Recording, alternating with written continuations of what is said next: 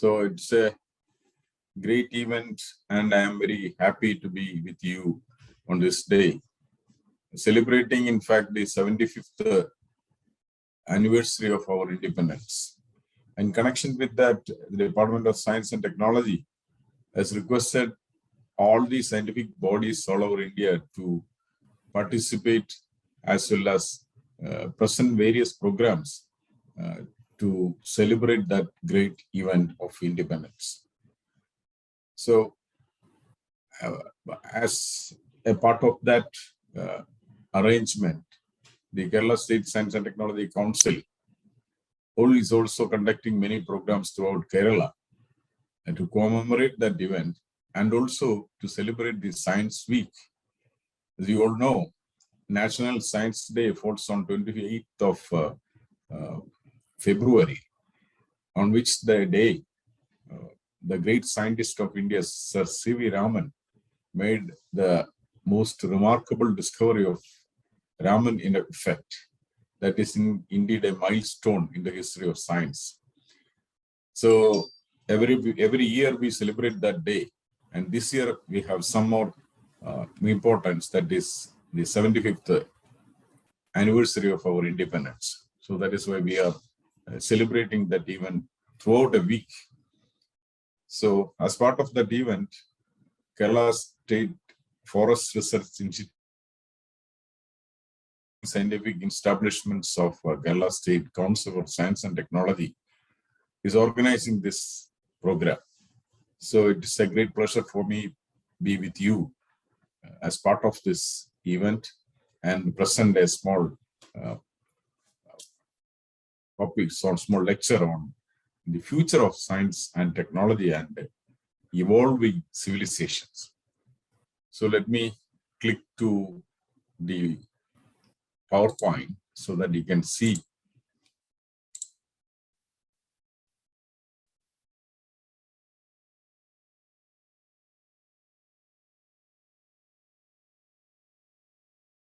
This is the title of my lecture, Future of Technology and Emerging Civilizations. These are the themes under which I wanted to discuss some points. The evolution of human race. What is the meaning of life, or what is life? And what are the different stages of life? And the emerging technologies. What are the major technologies that are emerging out recently? Especially the computer technology, biotechnology, space technology. And based on that, let me try to classify the civilizations. This is the theme of the lecture. We know that we had a history of 17.7 billion years in this universe. That means the universe is 13.7 billion years old. That is the cosmic lifetime. Or if you want to make it in crores, it is simply 1,370 crores. You may wonder whether this date of birth or this period is accurate or not. Now, the recent studies proved that this is almost accurate. The error in this calculation is just less than 10%. So out of this 13.7 billion long years history of cosmos, our solar system had only 4.5 billion years history. That means solar system evolved some 4.5 billion years back.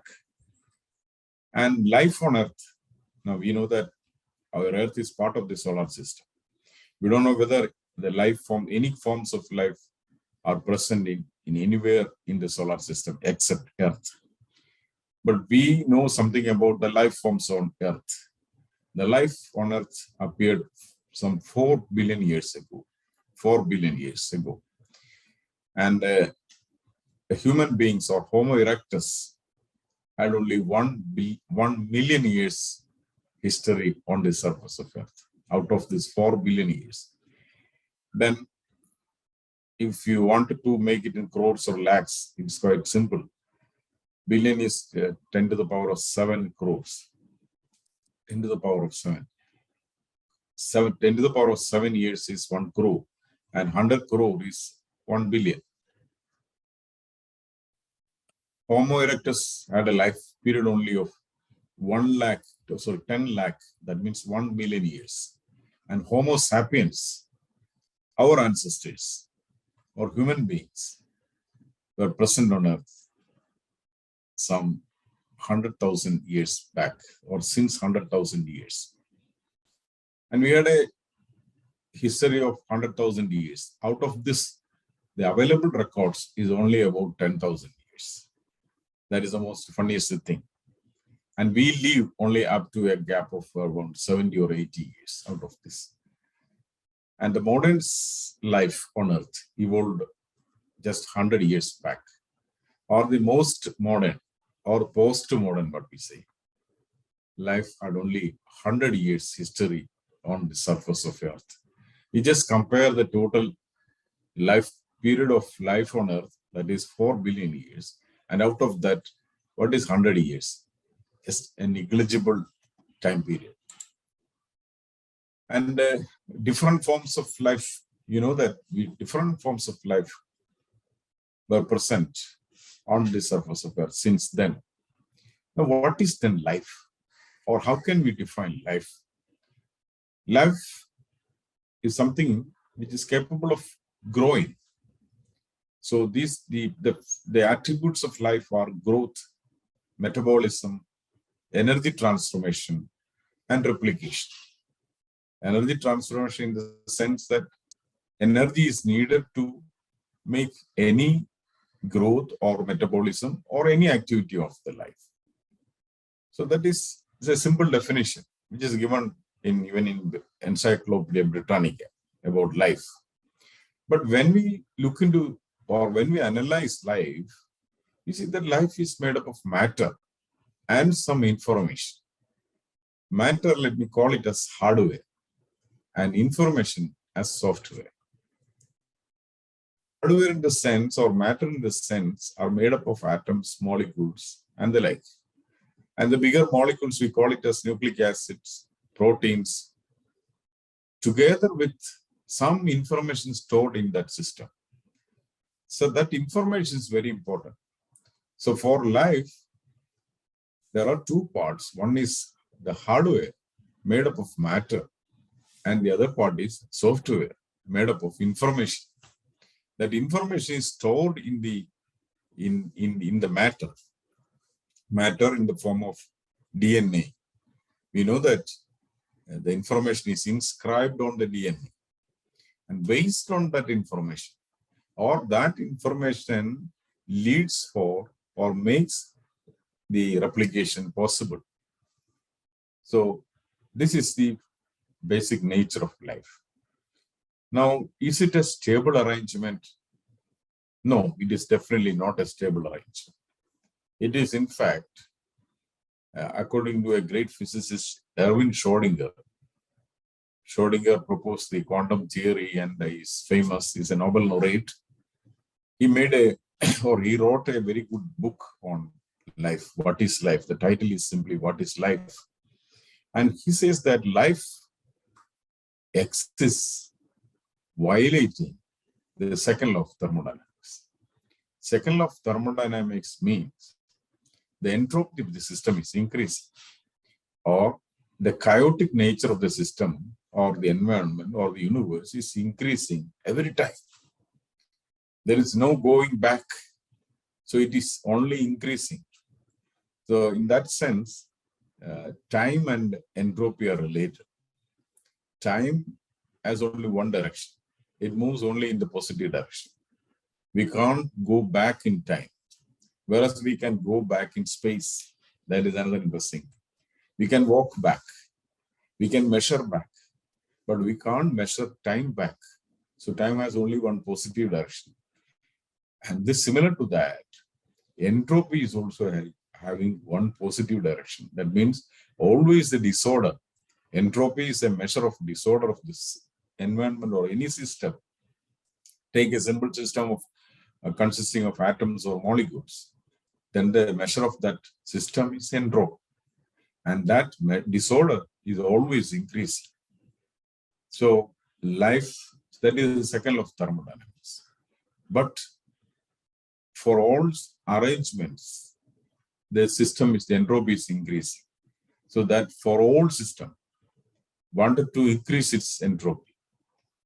So if life is a stable arrangement, then it is also a matter particle. It is also made up of matter particles obeying all the universal laws of nature. Entropy is a universal law of nature, and it should also increase its chaotic order or its disorder. But it is not increasing. It is stable as long as we live. As long as we live, our body is a stable arrangement. Of course, there may be some kind of degenerations here and there, but we will immediately repair that. Our body is a stable arrangement. The moment life ceases in our body, the body will soon degenerate into different particles. It dissociates into different particles. But for a living system, that dissociation is not happening. So it is against the second law of thermodynamics. That means it is against the law of nature. So existence of life itself is against the law of nature. Is it possible? The reason is that every moment our body is disintegrating, or every moment the matter particles in our body is trying to liberate from our body.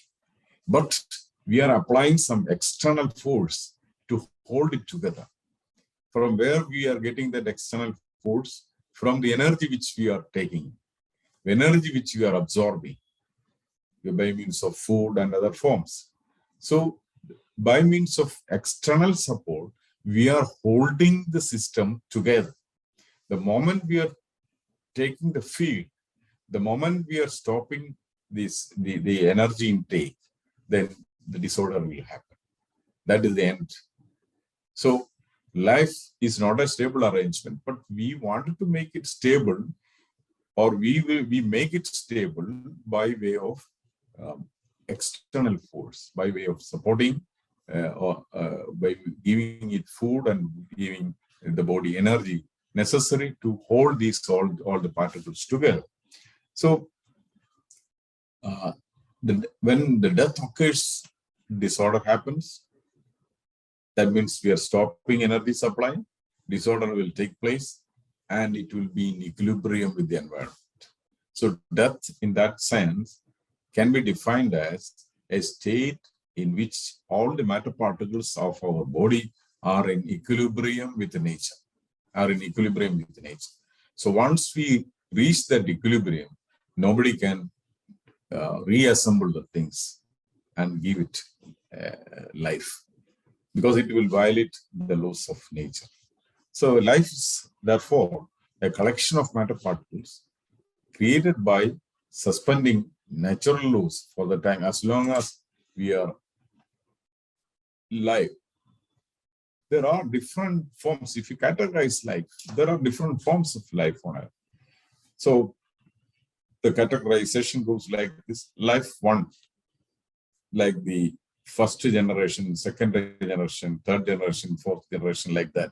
We are familiar with the 2G, 3G, 4G, and now 5G of the telecommunication systems. So in an identical way or in a similar way, we can classify life stages as life 1, life 2, life 3, etc. What is life 1? I told you that life has two parts. One is hardware and the other one is software. Software is the information stored in the DNA. Hardware is the matter particles made up of all the atoms and other molecules. So in life 1, hardware and software evolved naturally. The system cannot change its hardware or software, but it gets evolved naturally. Whereas in life 2, hardware is evolved, but software is largely designed by the system itself. The system itself designs its software or makes changes in the software and store it. Whereas in life 3 form, a life that designs its own hardware and software. it designs how much matter is required and what is the shape and everything, and also the software. So these are the different stages of classification of life if we are classifying. Look at that primitive or the first life form, life one. It had different stages from 0 to 1. Say, for example, if you classify it from 0 to 1, from most primitive organisms, say mostly of eukaryotes or single-celled organisms, which are unable to redesign its body structure or information in the DNA. But natural or environment in which these organisms are living will influence its hardware as well as software. So that is natural modification or evolution. It had no intellectual capabilities, but it can store information. It can sense and store the information, but the memory capacity, etc., are different. Its body gets adapted according to the food supply and environmental conditions. So if this food supply is scarce, then it will naturally adapt to that environment. If it is abundant, then it will feed largely and different shapes. It will attain different shapes. And information in DNA can be modified very slowly. Say, for example, a bacteria which encounters frequently the antibiotics may hold the drug resistance, drug resistance over many generations. The bacterium, the individual bacterium won't change its behavior at all. So that is the form of life one. Whereas,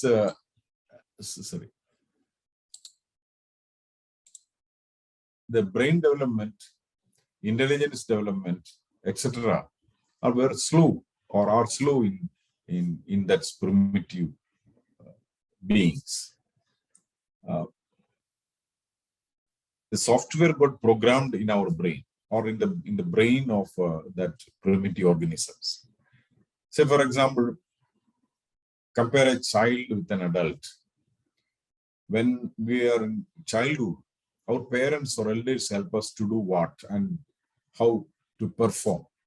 And accordingly, the child will do the things. That means it's software or information stored in the brain is not that developed. So parents will do for that, and the child will obey that or mimic that. Whereas at the stage of adult, we acquire our ability to process the information and perform it, gather the knowledge, and according to the knowledge, we perform it, or our metabolism or our activities will change. See, the hardware and software were added after birth in the life forms. Software has only limited influence on the hardware development. But this changes gradually as the evolution takes place. So evolution of life one is very slow when compared to the evolution after one, say 1.1, 1.2. That. Before one, that evolution was very slow. So it took a longer period to reach mammals and the Homo erectus, etc. So the life form was less than one during that period. Maybe it took 4 or 3 billion years to get evolved to life one. The information stored in the DNA makes slightest modifications and pass on to the next during the cloning or during the replication process. Say, humans have acquired the knowledge to avoid poisonous food, whereas dog or animal cannot do it easily because it is an evolved one.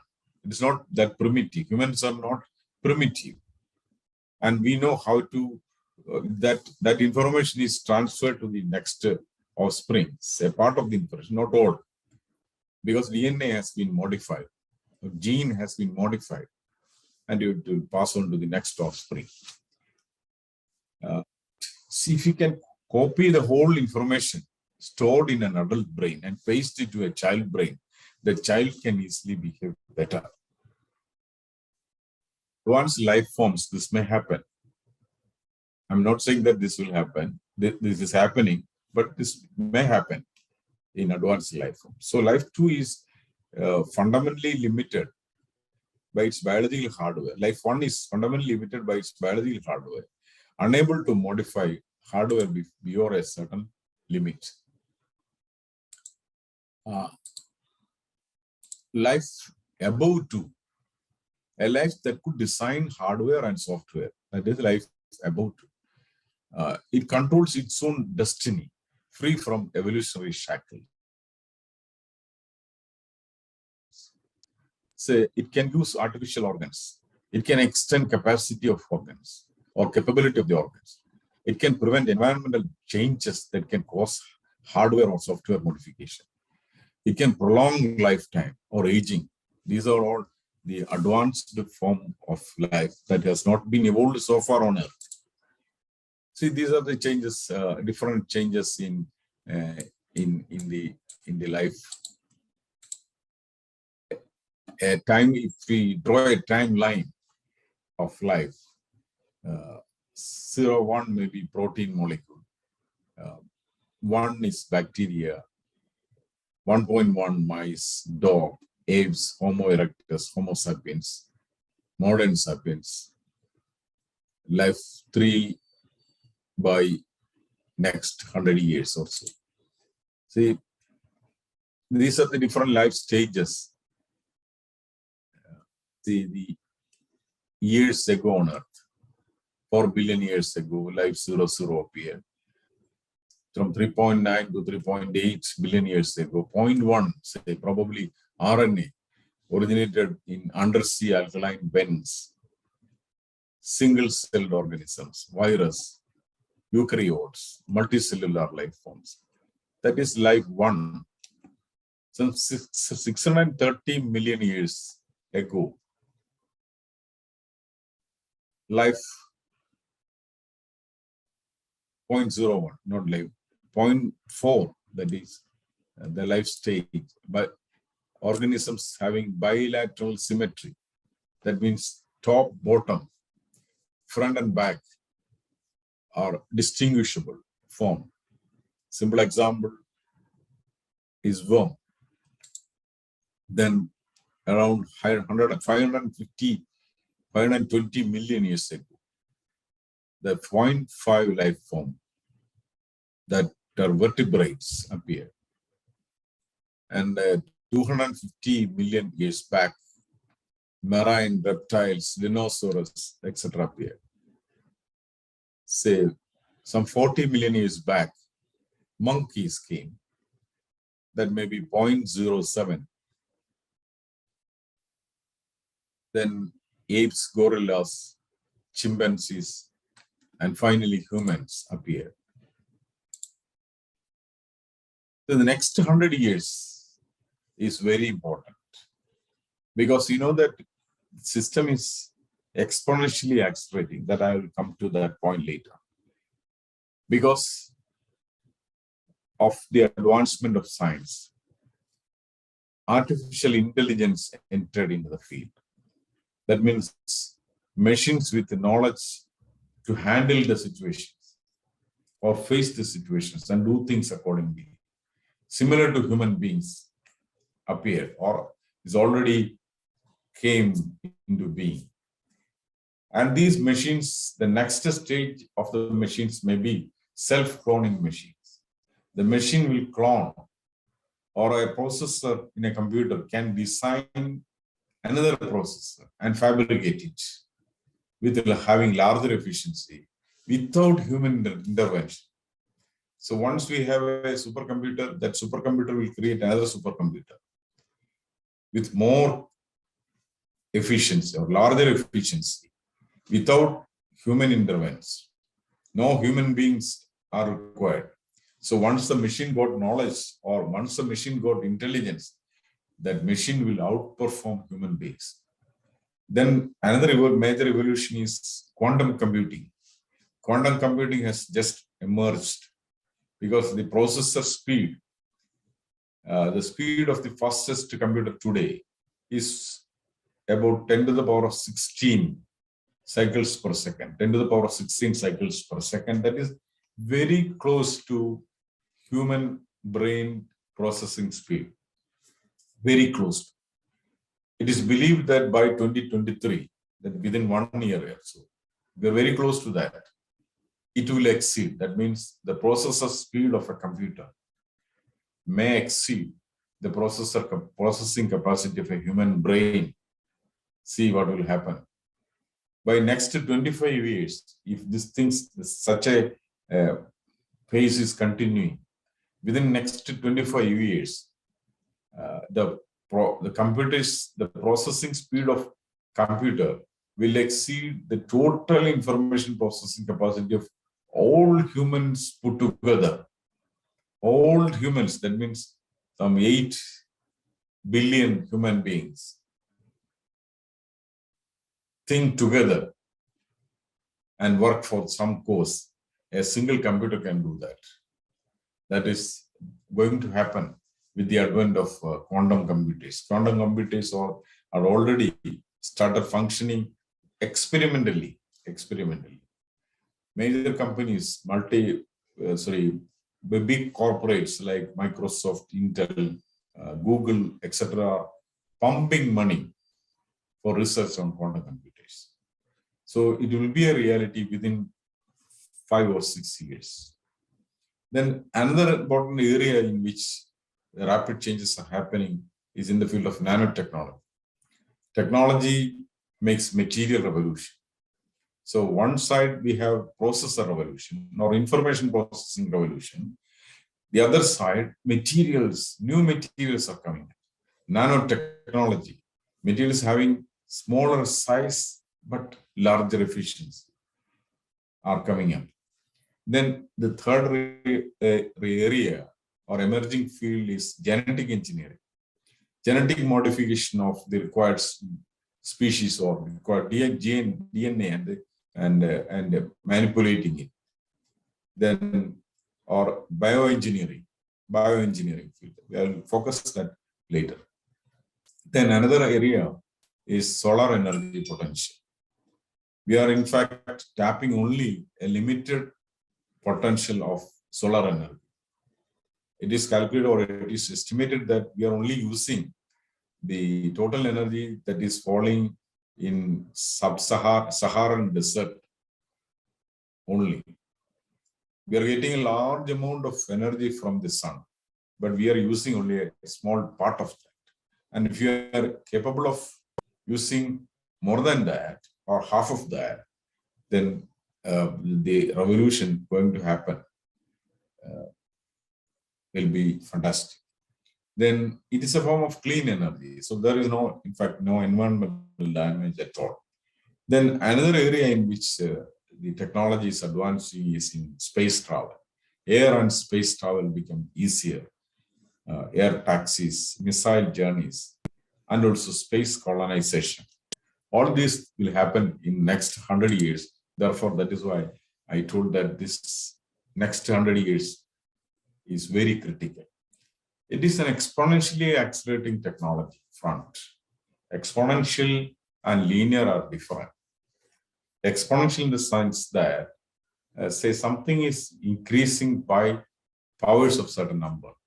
Say, for example, 2 raised to 1, 2 raised to 2, 2 raised to 3, and the like. So if technology is, say, doubled in a period, and it is quadrupled in the same period next to that, it is called an exponential growth. I have shown an exponential curve on this figure. This is an exponential figure in which the curve is going up according to 2 to the power of x. X may be anything. Say x may be -2, -1, 0, 1, 2, 3, etc. And if so, if we plot that, then it will be like this. So initially it was very slow, but see that it will shoot up very soon. See, this is the exponential growth. The computer scientist Gordon Moore proposed an interesting hypothesis in 1974, in fact. According to Moore, he says that the processor in a computer or in a transistor, in any electronic instrument or gadget, there is the heart of the machine is the processor. The processor contains large number of transistors. A simple figure of a transistor is shown here, and the transistor has 3 leads. 1, 2, 3. 3 leads of the transistor. This is the minimum requirement of a transistor. And in a processor, there are large number of, large in the sense, thousands, not thousands, maybe 10,000s or 100,000s like that, of such transistors were joined together in a processor. That is called a microchip or microprocessor. So a microprocessor contains large number of transistors. So due to the advancement of technology, we can assemble these transistors very close to each other. So in 1971, the space or the distance between transistors in a processor, that is called channel space, was about 10,000 nanometer. 10,000 nanometer. By 2000, the distance separation become 100 nanometers. So it becomes further close. By 2022, recently or now, in the present transistors, the separation is further reduced to 5 nanometers. That means we can now keep as many computers or more number of computers in a small area. So Moore suggested that every 18 months, the number of transistors in a processor of given size doubles. That means the same size, same price, but having double efficiency. That is why our mobile phones or new gen phones are more efficient than what we had used some or 2 years back. Double the efficiency. And it will go doubling. But it cannot go on doubling indefinitely because of physical limit. I told that this is the present separation or distance is 5 nanometers. We can't reduce this distance more than this because the electrons that are doing the business in these transistors, electron is moving from one lead to the other according to some instruction. And without the instruction, when the distance is, if the distance is further reduced, the electron will jump from one computer to the other one, causing a breakdown of the system. The processor will break down. So we can't reduce it further beyond certain limit. So that is called the heat death or natural death of these computers. It will happen. So our processor, this is when we are almost at the end of the speed of the processor. We can't improve or increase the speed any further. But the advancement of quantum computing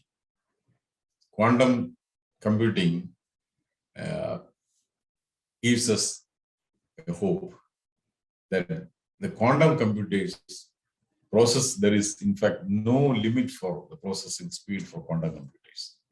We can increase the speed indefinitely or infinitely. So the new era will break all these conventions.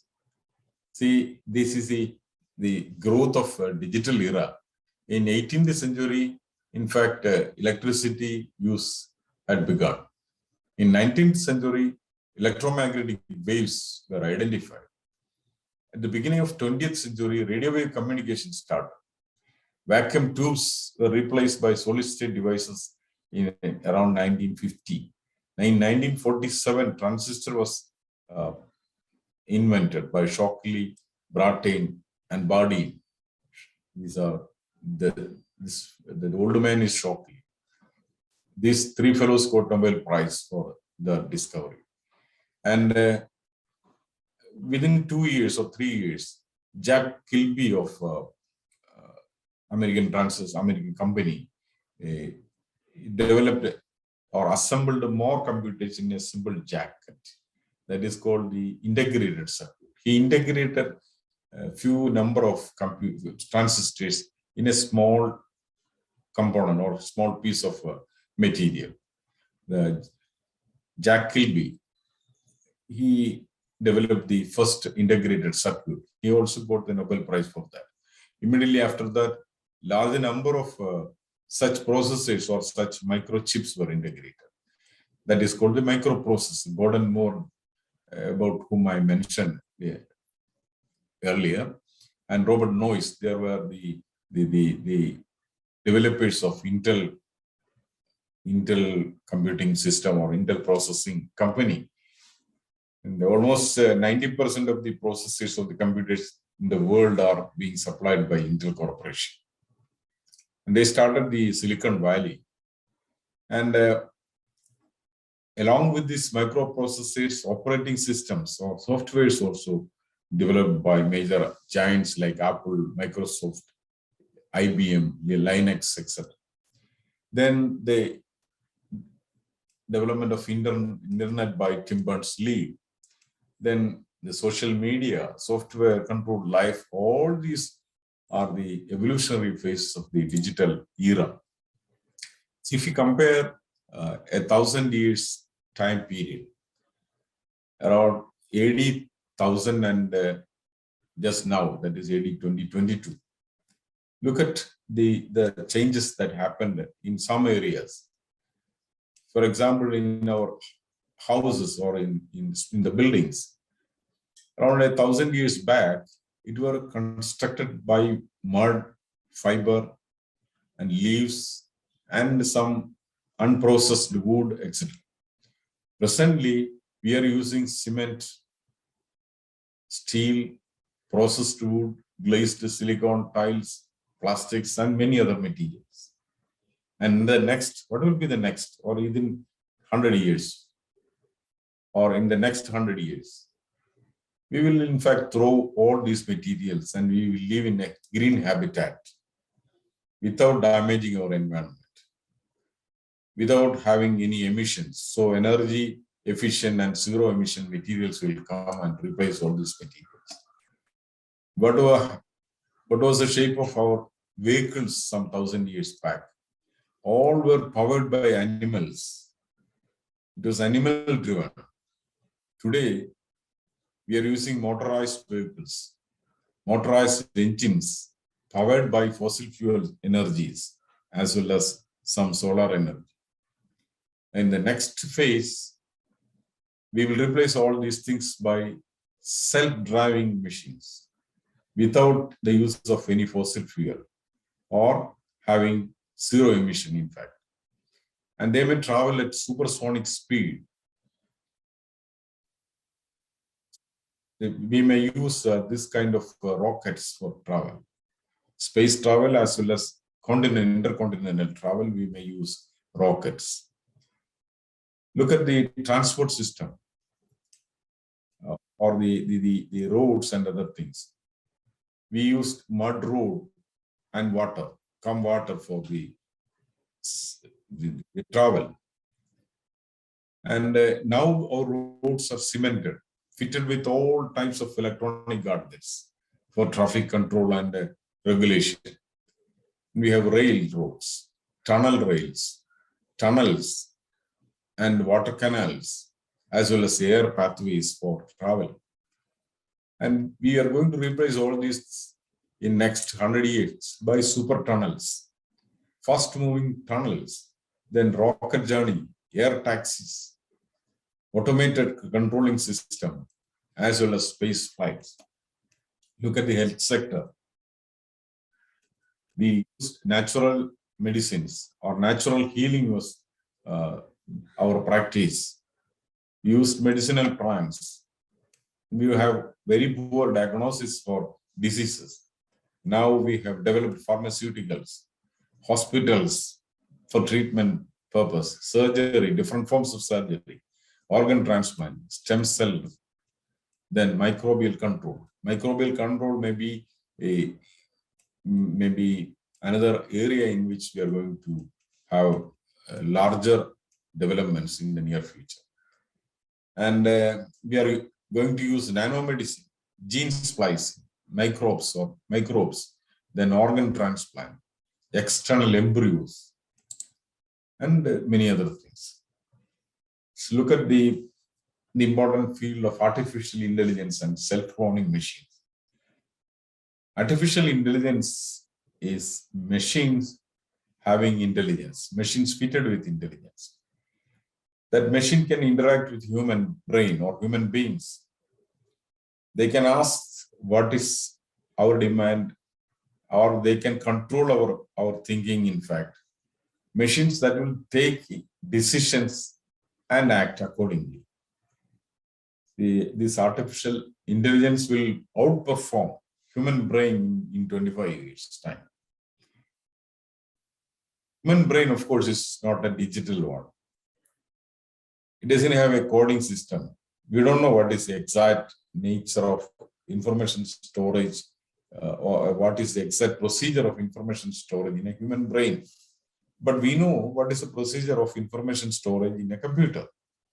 In a computer, we are in fact converting the information into digital signals, 0 and 1, 0 and 1, the like. And we are recording that digital information or information converted into digital format in a material. That is a way of information storage and retrieving that information and reconverting it into the useful form. But in human brain, it is not the same. If a small transistor in the processor is not functioning, then the whole processor will collapse. Whereas if a part of human brain is not functioning properly, it will not collapse at all. It can function, but efficiency may be less. So that is the difference between a human brain and a computer. But in near future, we will bypass all such difficulties, and the computer will be, or the artificially intelligent machine will outperform human brain. The concept of a self-replicating robot was according to Johnny von Neumann. Johnny von Neumann is a very celebrated theoretical physicist. He was from Hungary. He lived in Princeton. Johnny von Neumann suggested that it is possible that a robot can self-replicate. That means a robot can make another robot with a better efficiency. So this may happen soon. In biotechnology field, the revolution is going to happen. Biological engineering and genetic engineering, micro manipulation of genes, in fact, is a very near possibility. There are strong arguments banning genetic surgery for next 100 years. Scientists are divided for this, but I don't think that will anybody can ban such a procedure, because our curiosity is such that we want to develop and also we want to explore new things. Biological engineering is another area in which we are going to develop microorganisms to perform chemical changes necessary for industrial processes, such as industrial fermentation, such as a bug can metabolize crude oil. Now we are using huge factories, physical as well as chemical processes for separating different forms of oils like petrol, diesel, kerosene, and the like. And we are also accumulating huge waste out of that process. But the whole thing, a small microorganism can do without polluting the environment. Experimentally, this proved, but on large scale, scientists are thinking of how we can process crude oil using microbes or bugs. A bacteria can be used for sewage treatment. Sewage treatment is a great problem. If a bacteria can clean the water or clean the waste, then we can develop or we can cultivate such bacteria and that can be used for sewage treatment. Plastic eating bacteria is already known, plastic eating bacteria. If we can cultivate large number of plastic eating bacteria, then that the same can be used for controlling the plastic waste. Then certain animals can chew dead automobile, rusty iron or such materials.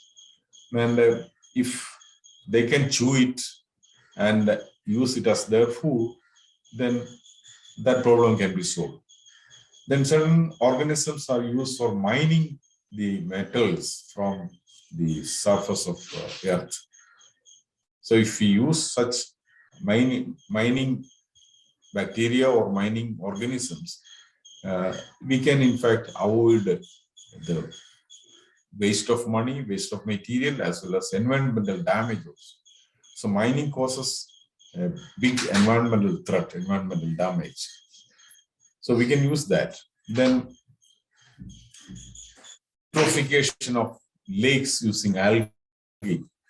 Certain algae can eat nitrogen and phosphorus accumulated in water bodies and convert it into solid materials, which can be taken out for farming. If the vegetable food is consumed by animals and animals that still pollute the water bodies by adding nitrogen and phosphorus into it.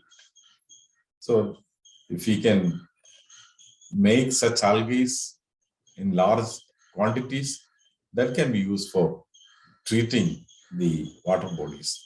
Raw materials necessary for human life can be harvested from ocean, air and mud without digging or damaging the environment using minor organisms. That also will be possible. So all these will happen in the area of biological engineering in near future. Machines to augment organs, that also is a possibility. So already we have certain machines like pacemakers and as well as hearing aids, etc., etc. That will augment the capability of our organs. Machines and materials for supporting for legs, hand, normal vision, hearing, normalize the rhythm of heart, breathing, strengthening the bones, etc. are already in use. But further advancement in like the 3D printing and other things will help in improving this system. The new fields are cochlear implant, artificial kidneys, artificial heart, artificial liver, etc., etc. That will also be a major change. Say that I mentioned in the classification of life that if we attain above two, then we will design our hardware as well as software. Then another area is the telekinesis, that is picking the brain waves to perform computer-controlled machines.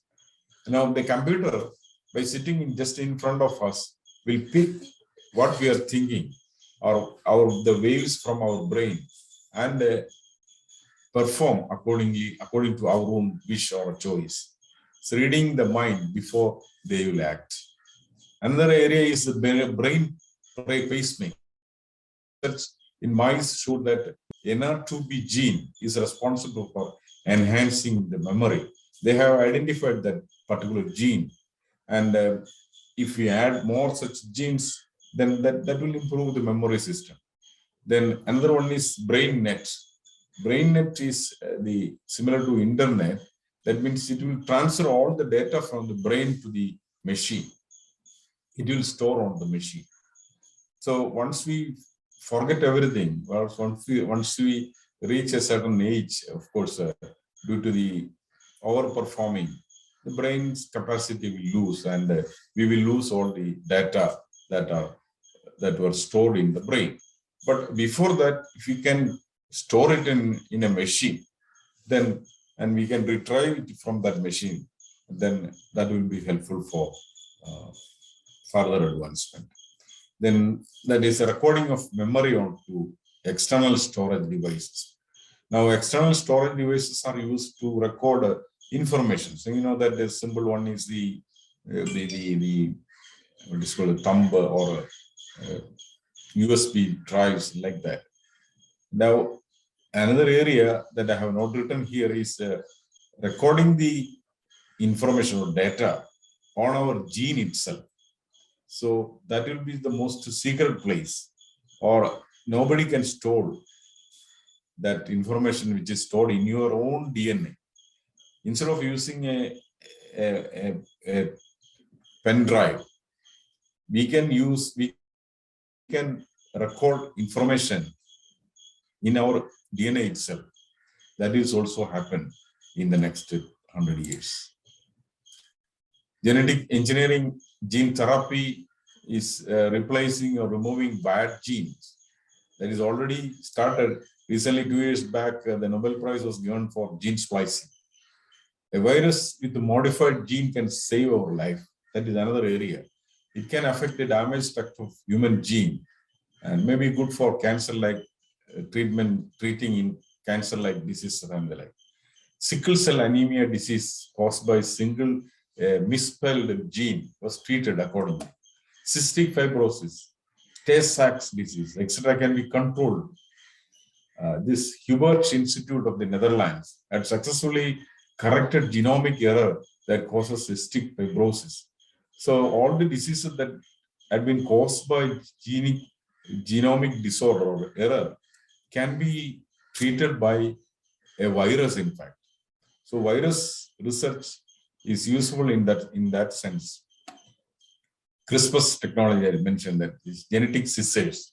2020 Nobel Prize in Chemistry, Emmanuel Charpentier and Jennifer Doudna got the Nobel Prize for CRISPR, developing CRISPR technology, that is genetic scissors for splicing genes. Transhumanism is another major area. Humans with greater capabilities by using technologies, transhumans or superhumans having a perfectly cooked gene without any disorder, without any bad intentions or bad things. So better human beings.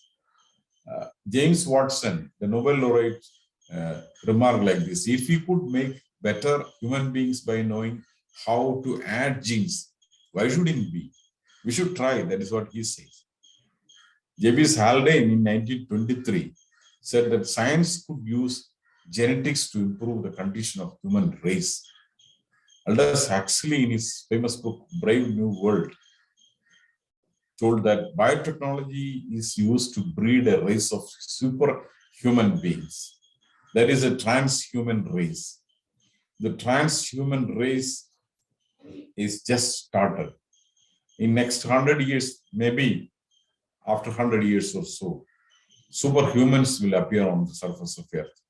But people like Francis Fukuyama of Stanford University says that it is the most dangerous idea, that it will spoil democracy, it will create unrest, it will create inequality, because only rich can afford the technology. So the poor will suffer. So it will damage our democracy. That is the opinion of Fukuyama. I don't know whether it is possible or not, but there are different ideas, different views, viewpoints. But if technology is moving like this, transhumanism is also possible. Another field in which the advancements are going to happen is in space technology. Space is for future expansion because Earth had only limited resources and we are almost exhausted the resources available. So space is our hope. Space travel is expensive now. If we can make space travel less expensive, people will go to space and make colonies there. And if we can identify water and other materials in the surface of the moon, definitely people will colonize moons soon. We are searching for that. Some says that there are water. The possibility is positive. We can find water on the surface of moon. Some says that our ISRO team had identified, in fact, the presence of water, but maybe it is deeply hidden. Huge technological advancements are required to separate it from the deep surface, if it is so. So then space colonies will be a natural option. We will colonize space. On Earth, even the flights will undergo rapid changes. Aircrafts, different. There are many changes, or primitive models are available for different types of air travel, air trips. Air taxis will become common, and smaller aircrafts will be possible. Unmanned flights, everything will become automated. Then another possibility is rocket propulsion for fast flight between continents. Within 5 minutes or so, we can reach America using or a half an hour. Within half an hour, we can reach from one continent to the other using the rocket technology, rocket propulsion. Another transporting or another area in which the technology is developing is hyperloops. We are going to construct loops, tube travel like that. So if we make a tube from Trivandrum to Kannur and send a vehicle through that loop, so no collision, no collapsing, nothing will happen. We can travel safe from one point to the other in a limited period of time, in a very short period of time. That is maybe more faster than any form of the railroads which are being constructed in our state. So we should think of hyperloops for fast trips. See that all these technologies are merging. If something happens in one area, that will invariably affect the other field also. That is what is called merging technologies. Computer technology, if any improvement happens in computer technology, then definitely artificial intelligence will also change. If advanced computation robots can synthesize medicines, it can perform surgery. So if computer technology is improving, surgery is also going to improve. It can design structures, huge structures of buildings, as well as computer designs itself. And it can support biotechnological advancements. All the biotechnological advancements that we may mention depend upon or is performing according to the performance of computers. So if computer technology is improved, the other will also improve. So the technologies are merged, in fact. Material technology, on the other hand, if we develop new materials, new processes, new storage devices, not only information storage, but energy storage devices. If we can develop such materials, then that will improve the other way also. So new chemicals for biological synthesis, etc., for better living. Computers for improving all forms of human life, like arts, cultural programs, our business, our trade, our teaching, our learning, administrative business, control, our transportation, everything will depend upon the technological advancement in another area. So for weather monitoring, for climate control, assessing minute changes in the environment, etc. So all the technologies are merged. So in the next few years or next 100 years is therefore very critical and very crucial. And we don't know what is going to happen. If the pace is continuing, we will move into a new form of civilization. Nikolai Kardashev, he was a Russian scientist, died very recently. Kardashev classified the civilizations according to power consumption, not according to any similar to any previous classifications. This is called Kardashev classification. According to him, type 1 class civilization we may use a total energy of 10 to the power of 16 watts. Type 2, 10 to the power of 26 watts. And type 3, 10 to the power of 36 watts. I will explain that. See, we are using solar energy. In fact, solar energy converted into different forms.